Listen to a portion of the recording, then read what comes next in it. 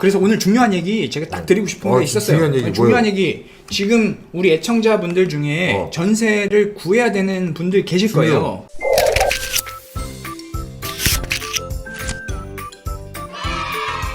지금은 부동산 시장으로 봤을 때 좋은 거는 하나도 없는 것 같습니다. 근데 그나마 다행인 게 있어. 다행인 게? 다행인 게 뭐죠? 다행인 게 뭐죠? 전세 매물이 많이 줄었다. 그리고 전세가가 오르고 있다.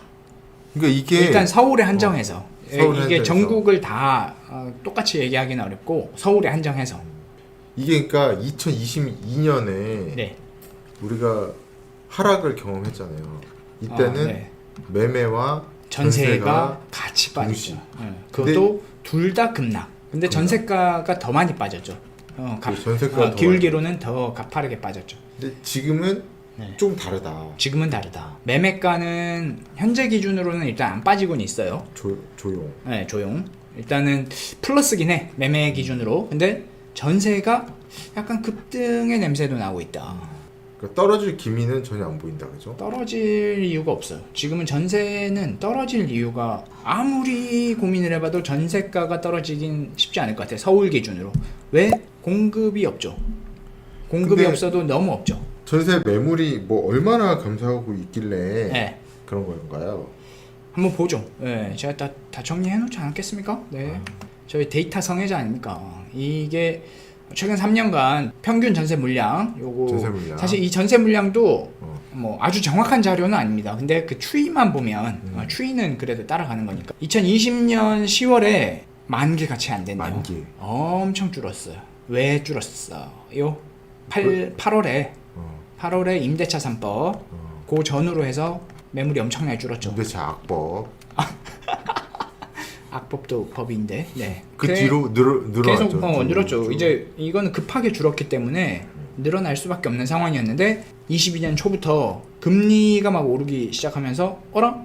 이거는 그죠. 전세자금 대출을 받으려고 했더니 금리가 7%래. 이게 뭐야?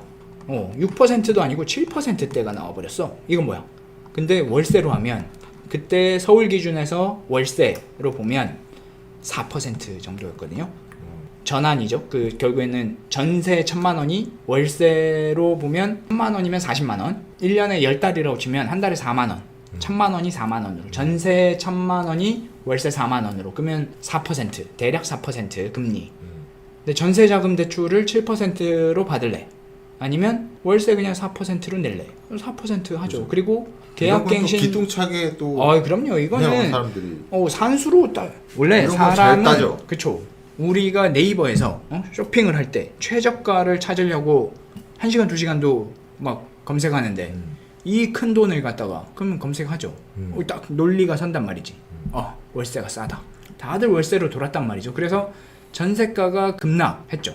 그래서 전세 매물도 많이 쌓이고 난리도 아니었습니다. 5만 개 이런 거는 저는 본 적도 없습니다. 그러다 보니 역전세 뭐 전세 내려가고 난리도 아니었는데 올 초부터는 또 전세도 많이 줄었어요. 금리가 내려가면서 첫 번째 금리가 내려가고 사람들이 그래도 월세보다는 전세가 익숙하잖아.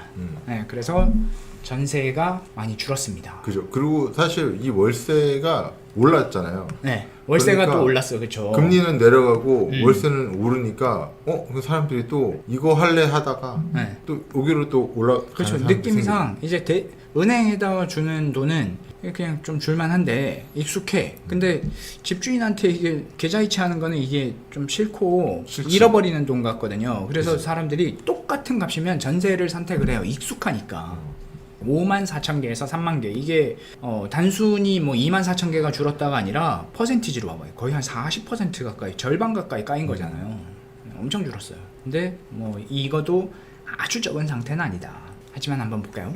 하지만 한번 볼까요? 일단은 서울 대단지에 2,000세대 넘는 그 기준으로 오늘 기준으로 제가 매물수를 한번 봤어요. 일단 대표적으로 사람들이 살기 좋아하는 성동구에 있는 행당 한진이랑 행당 대림 이 두 개 딱 보면 행당동. 행당 대림은 3,000세대가 넘거든요. 진짜 빼곡하게 아파트가 지어져 있는 3,000세대가 넘는데 전세가 9개. 3,400세대에서 9개? 네, 이런 거 본 적 있어요? 0.3%. 1% 채 안 됩니다. 2,100세대에서 7개? 네, 장난 아니죠. 이거는 제가 그때 본 것 같아요. 언제요? 2013년 때. 아 10년 전으로. 전세가 그때 막 엄청나게 오르던 시절이었죠. 그때 재림입니까? 뭐 그니까 제가 올 초부터 계속 전세가가 중요합니다. 전세가 변동이 중요해요 하면서 얘기를 했었고, 그래서 저도 일단 대단지 기준으로 전세 매물이 얼마나 있는지 이렇게 수시로 체크를 하는데 계속 줄어. 진짜 여기는 장난 아닙니다. 그리고 또 한번 볼까요? 그 석관동에 있는 레미안 위브 석관동 답심리네요. 답심리요. 답심리. 답심리에 그 레미안 위브 여기도 2600세대. 뭐야? 뭐 잘못됐네요. 뒤에 4 떼요.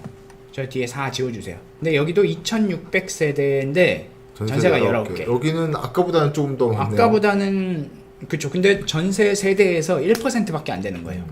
근데 1%도 안 되는 거예요. 1%도 채 안 되죠. 그러니까 전세 매물 기준으로 저의 판단 기준은 3% 정도면 노멀하다. 매도 매물이든 전세 매물이든 한 3% 수준이면 노멀한 수준이고 한 5%까지 가면 좀 많다.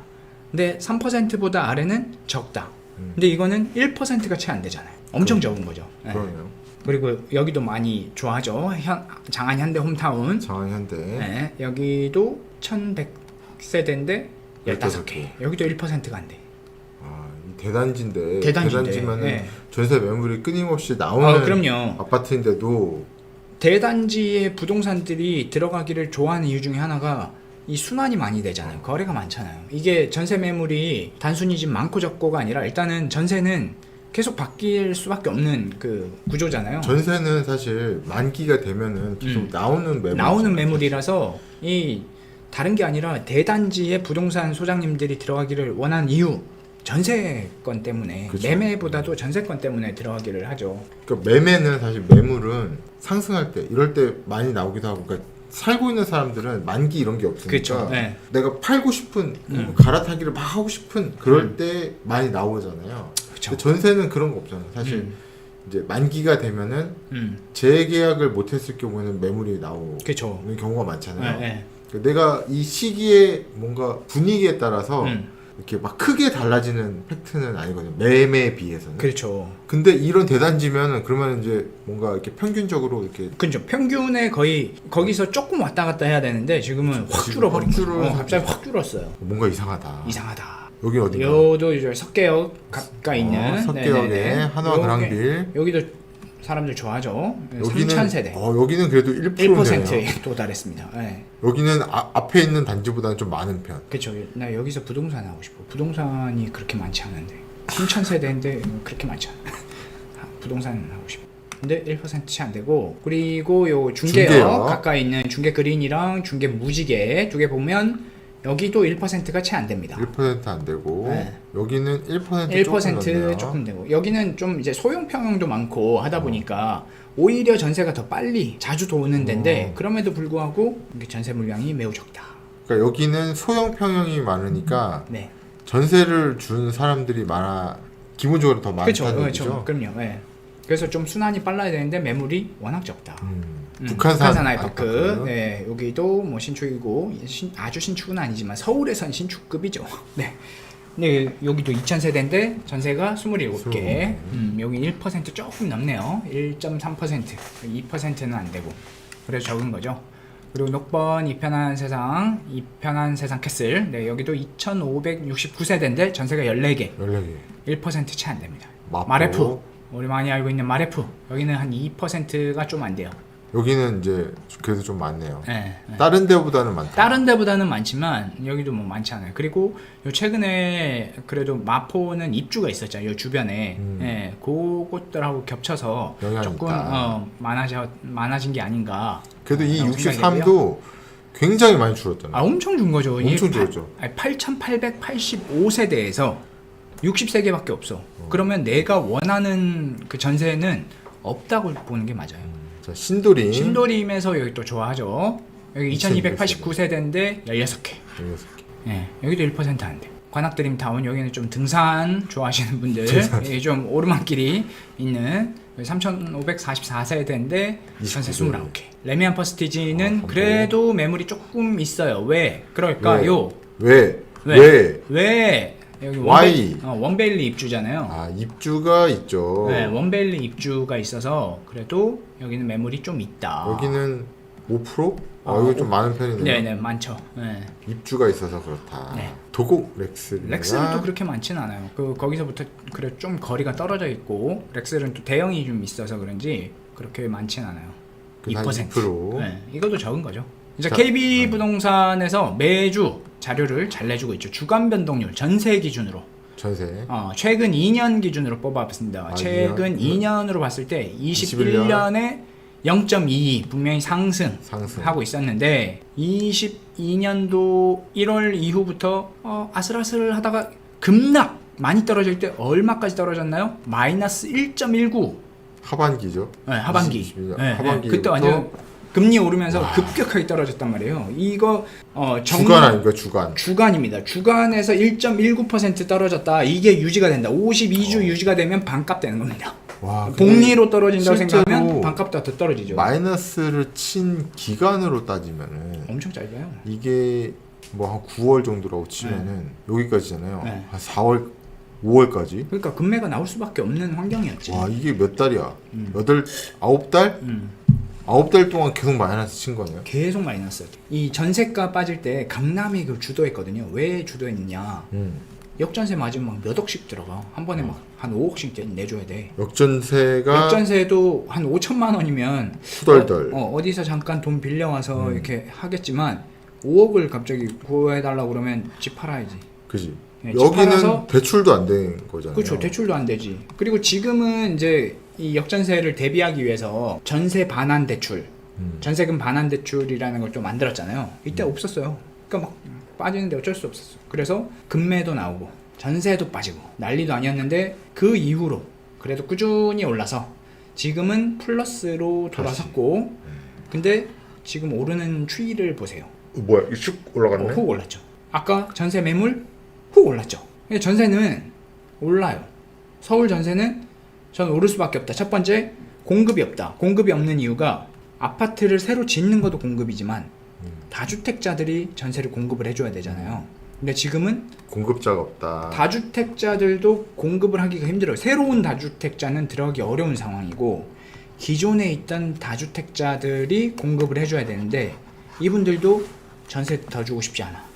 팔아. 그냥 팔고 싶어. 그러니까 매도가 지금 쌓여 있는 거고. 전세 공급해줄 사람이 없다. 근데 수요는 있어. 이제 전에 월세가 전세랑 비교했을 때 월세가 싸서 월세로 돌았지만 사람들이 그래도 전세에 익숙하니까 전세. 그리고 전세가 또 늘어나는 수요는 있죠. 지금 뭐 빌라니 오피스텔 요 뭐 전세 사기건들이 막 터지면서 그래도 조금 더 안전한 아파트로 전세를 살고 싶다 하는 수요들이 생겨서 수요는 상대적으로 더 늘어난 상황인데 공급은 없다. 그러니까 전세는 적어도 서울 전세는 한 내년 상반기까지도 계속 오르지 않을까. 급등인지 아닌지 모르겠습니다. 근데 적어도 내년 상반기까지 상승은 할 것 같다라는 생각이죠. 그러면 앞에 부동산 매매 시장에서 좋은 건 하나도 없었어요. 근데 전세 시장에서는 좋은 것만 있어요. 두 개가 겹쳤을 때 어떤 결과가 나올까? 궁금해요? 궁금하면 500원? 모르지. 궁금하면 500원. 오, 비슷했어요. 바로 이 말 아닙니까? 오, 비슷했어. 그래서 어떻게 되는 거예요? 어떻게 되는 건데? 모르지. 두둥. 근데 딱 보면은 네. 이게 딱 재미난 게 여기 요선 네. 요때가 5만 개. 네. 전세 매물 매물 5만 개. 최고를 쌓였을 때 네. 그죠? 네. 이거 이렇게 쭉 지금 3만 떨어져서 개. 3만 개. 네. 그죠?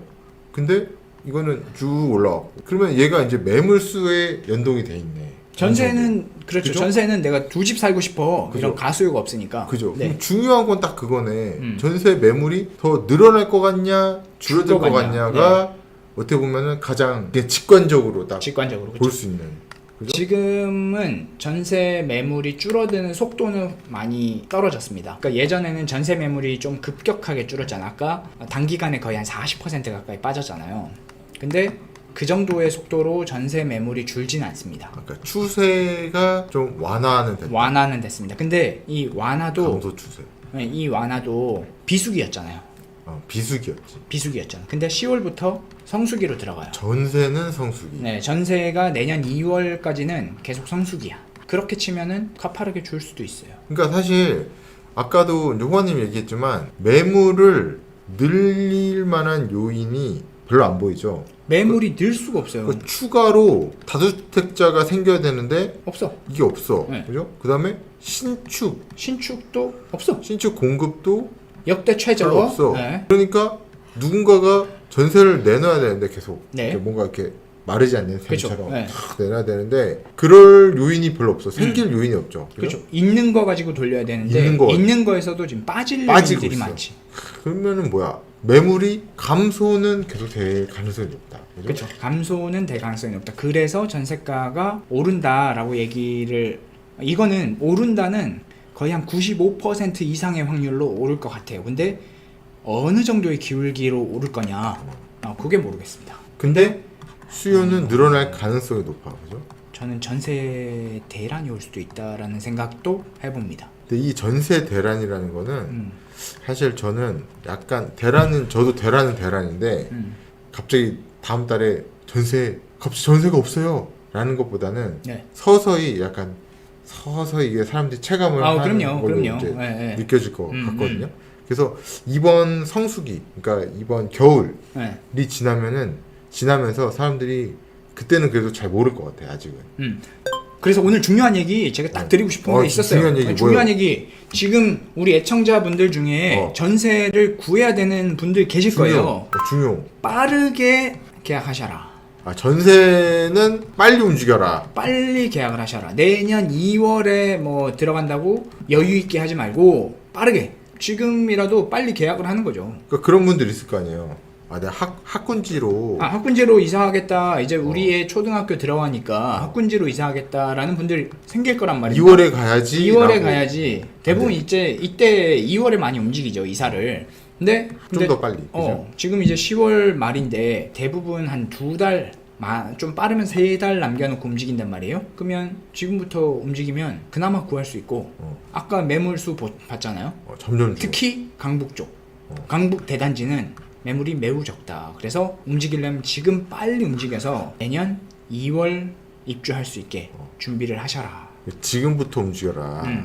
지금 점점 비싸지고 매물도 없어지고. 네. 그러니까 아무 집이나 들어가서 살 수는 없잖아요. 그래도 내 마음에 드는 집에 살아야 되는데 이때쯤 되면 이제 내 마음에 드는 집은 없어. 1층도 살아야 되고 탑층도 살아야 되고 그다음 뭐 동양도 살아야 되고 이럴 수 있어요. 그래서 빨리빨리 움직여라. 그렇죠. 이 말씀은 꼭 드리고 싶어서 오늘 라이브 방송에 우리 애청자분들 모셨고. 그러니까 사실 지금 금리가 고금리 상태인데도 이 전세가 들썩들썩 하는 거 아니에요? 그렇죠. 근데 이 금리가 만약에 24년 되면은 이게 지금 점점 밀리고 있어요.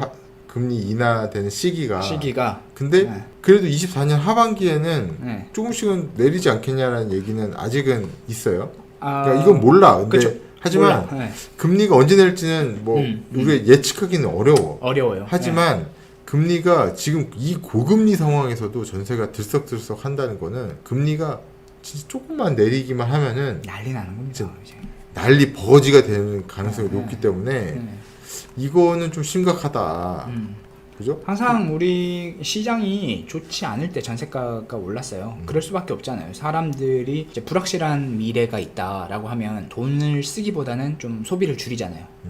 그럼 사는 데 있어서 소비를 줄이는 방법. 매매로 살지 않고 전세로 살거나 작은 평형으로 가거나 이게 이제 거주 비용을 줄이는 방법인데 그럼 전세가 일단 수요가 더 늘어나겠지. 내 집 살던 사람도 팔아버리고 전세로 살 수 있고. 그러니까 지금부터 좀 움직여야 됩니다. 금리가 내려간다는 얘기는 시장이 안 좋다는 얘기예요. 경제가 좋을 때는 금리를 올리죠. 근데 지금은 경제도 그닥 뭐 좋아 보이지 않는 상황에서도 금리는 계속 올라왔고 충격파가 있겠죠. 금리가 언제 그러니까 결국에는 뭐 금리 올렸다 내렸다 하면서 조절하는 건데 누군가는 크게 한번 쓰러져야 그래야 정리되고 다시 또 정상 궤도로 가겠죠.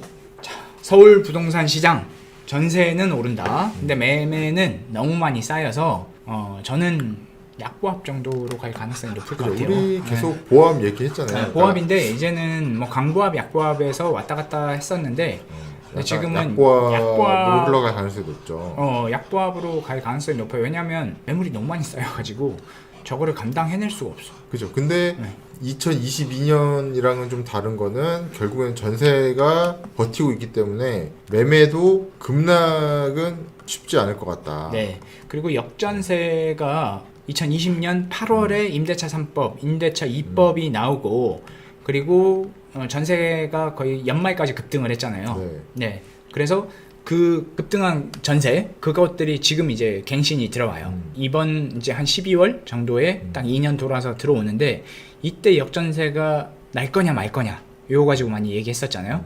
근데 지금은 역전세는 날 것 같아. 근데 아주 소액으로 날 것 같아요. 아직 갱신하려면 2달 정도 남았잖아요. 이제 연말까지 2달이 아니라 1달 반 정도 남았는데 전에는 뭐 한 2억 3억 뭐 이렇게 했는데 지금은 5천만 원 이내에서 해결이 된다면 그러면 역전세 맞아도 감당하지 않을까요? 그죠. 그러니까 쫄리는 게 덜하죠, 그죠? 훨씬 덜하죠. 예전에는 뭐 쫄리는 거 이런 걸 떠나서 내가 감당을 못해.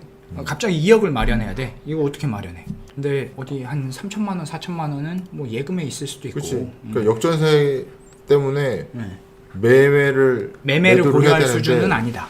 예전엔 했었는데 매도 물량이 또 많아지니까 가격이 떨어져. 그죠? 그러니까 이게 전세 안 받고 또 쫄려. 그러니까 역전세가 또 전세가 또 떨어져. 그러니까 이게 계속 도는 거 아니에요. 계속 서로 막 매매와 전세가 계속 같이 막 쭉 떨어지는데 지금 쫄리는 게 덜하면은 사람들이 매매는 내놨지만 호가를 낮추거나 그러진 않죠. 그러지 않을 버틸 수 있잖아요. 그쵸? 버틸 수 있어. 그리고 이게 이 역전세는 또 2022년 상반기가 끝입니다. 그다음부터는 급락을 했기 때문에 역전세가 없어. 그 이후부터는 같은 가격이어도 그대로 역전세가 아니야. 네. 그냥 더 오르면은 가능성이 있어. 그냥 뭐 파느니 그냥 전세 안 받고 더 돌리지. 그렇죠. 그러면은 매매 가격이 떨어지긴 쉽지 않다. 그렇죠. 그래서 보합권인데 그래도 그 안에서 무조건 이사 가야 되는 사람은 생길 수밖에 없잖아요. 그래서 보합 가능성은 있다. 네. 근데 전세는 상승인데 저는 전세 대란도 한 30% 이상의 확률을 좀 생각을 하고 있습니다. 왜냐면 너무 없으니까. 근데 저는 대란은 좀 더 있다가 올 것 같아요. 좀 있다가 오죠. 근데 저는 금리가 먼저 떨어져야 대란이 체감할 정도로 올 것 같고, 금리가 떨어지지 않으면 월세가 더 오르기 전에 사람들이 월세로 가거나 또 이제 월세로 가거나 저 외곽으로 가거나 하는 또 이동이 있어서 여기서 또 중요한 거 있죠. 지금 서울 부동산을 얘기하고 있잖아요. 외곽도 지금 전세가 없습니다. 그러니까 결국에는 서울에 있는 전세 사는 사람들, 수요자들 혹은 지금 이미 전세로 살고 있는 사람들, 그 사람들의 전세가가 오르면 외곽으로 빠지면서 계속 했었잖아요. 그래서 그나마 경기도, 서울 인접한 경기도는 그래도 땅이라도 좀 있어서 지었으니까. 근데 거기서도 지금 전세가 없습니다. 그죠. 근데 그래도 경기도는 나름 서울보다는 신축 공급이 조금은 있어서 그나마 좀 덜하겠죠. 채워지니까. 그러니까 이것도 일부 지역에 조금 많이 몰려 있어요. 파주, 양주 뭐 이런데 그쪽으로 많이 몰려 있고 경기 남부권은 또 그렇게 많지 않고. 그래서 저는 뭐 전세가 떨어진다는 얘기를 하는 건 아니고 결국에는 사람들이 뭔가 지금 상태에서 최선의 것을 움직이기 때문에. 그래서 대란까지는 안 올 것 같다. 그러니까 대란이 올라면은 전세금을 막 올려. 호가를 막 올리는데 사람들이 붙어야 돼. 그걸 막 받아줘야 돼. 그 답이 없으니까 이자가 싸면은 막 비싸도 일단 2년은 살자 이런 수요가 있으니까 막 들어가. 근데 막 받아줘.